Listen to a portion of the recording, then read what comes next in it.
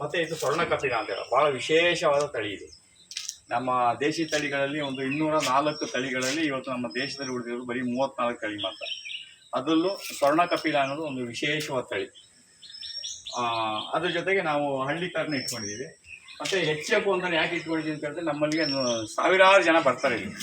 ಎಷ್ಟೋ ವಿದ್ಯಾರ್ಥಿಗಳಿಗೆ ಹಸು ಅಂದರೆ ಎಲ್ಲ ಒಂದೇ ಹಸು ಅಂತ ತಿಳ್ಕೊಂಡಿದ್ದಾರೆ. ಈ ನಾಟಿ ಹಸುಗಳಿಗೂ ನಮ್ಮ HF ಜರ್ಸಿಗೂ ಏನು ವ್ಯತ್ಯಾಸ ಇದೆ ಅನ್ನೋದನ್ನ ತೋರ್ಸೋಕ್ಕಾಗಿ ಒಂದು ಹಸುವನ್ನು ನಾವು ಇಟ್ಕೊಂಡಿದ್ದೀವಿ. ಅಲ್ಲಿ ಸಿಕ್ಕುವಂಥದ್ದು ನಮಗೆ ಪ್ರಾಮುಖ್ಯವಾದ ಒಂದು 5 ವ್ಯತ್ಯಾಸಗಳಿರ್ತದೆ. ನಮ್ಮ ನಾಟಿ ಹಸುವು ನಮ್ಮ HF ಜರ್ಸಿಗೂ 4-5 ಭಾಳ ಪ್ರಾಮುಖ್ಯವಾದ ವ್ಯತ್ಯಾಸ ಇದೆ. ಮೊದಲನೇ ವ್ಯತ್ಯಾಸ ಏನಂತಂದರೆ ಈ ಥರ ಭುಜ ಉಬ್ಬಿರಲ್ಲ. HFಗೆ ಉಬ್ಬಿರಲ್ಲ, ಇದಕ್ಕೆ ಉಬ್ಬಿರ್ತದೆ. ಆಮೇಲೆ ನಿಮಗೆ ಆ ಒಂದು ಕಂಠ ಇದೆಯಲ್ಲ, ಆ ಎಳೆ ಅಂತ ಹೇಳಿದ್ರೆ ನಿಮಗೆ ಈ ಥರ ಈ ಎಳೆ ಬರ್ತಲ್ಲ, ಈ ಎಳೆ ಇದು ನಮ್ಮ HF ಜರ್ಸಿಗೆ ಇರಲ್ಲ. ಆಮೇಲೆ ಎರಡನೇದು ಏನಂತಂದರೆ ಇದ್ರ ಬಾಲ 360 ಡಿಗ್ರಿ ತಿರುಗ್ತದೆ. HF ಜರ್ಸಿ ಹಸುದು ಬಾಲ 360 ಡಿಗ್ರಿ ತಿರುಗಲ್ಲ. ಆಮೇಲೆ ಅದ್ರದ್ದು ಹೊಸಡು ಇದೆಯಲ್ಲ, ಅದ್ರದ್ದು ಹೊಸಡುಗಳೇನಾಗ್ತವೆ, ಕಾಲು ಈ ಥರ ಹೊಸಡು ಅಗಲ ಇರ್ತವೆ. ನಮ್ಮ ನಾಟಿ ಹಸು ಹೊಸಡು ಈ ಥರ ಇರ್ತದೆ. ಈ ಹೊಸಡು ಅಗಲ ಇದ್ದಾಗ ಏನಾಗ್ತದೆ, ರೋಗ ರುಜಿನಗಳು ಭಾಳ ಬೇಗ ಕಾಲಿಗೆ ಅಟ್ಯಾಕ್ ಆಗ್ತದೆ.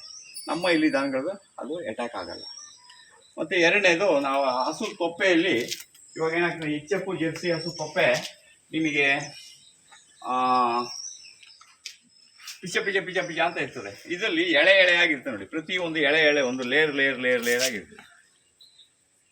ಕರಳಿನ ಸಿಸ್ಟಮೇ ಹಾಗೆ ಇದೆ, ಎಲ್ಲ ಲೇಯರ್ ಆಗಿರ್ತದೆ ಇದು. ಮತ್ತು ಇದು ಯಾವುದೇ ಕಾರಣಕ್ಕೂ ಕೆಟ್ಟ ವಾಸನೆ ಬರಲ್ಲ. ಇದು ನಾವು ಅಂತ ಉಸಿರು ತಗೊಳ್ಬೋದು. ಬಟ್ ಅದ್ರದ್ದು ಏನಾಗ್ತದೆ, ಅದ್ರದ್ದು ಇದು ಪಕ್ಕದಲ್ಲಿ ನಿಲ್ಲಕ್ಕಾಗಲ್ಲ, ಅಷ್ಟು ಕಷ್ಟ ಆಗ್ತದೆ. ಇದು ನಾವು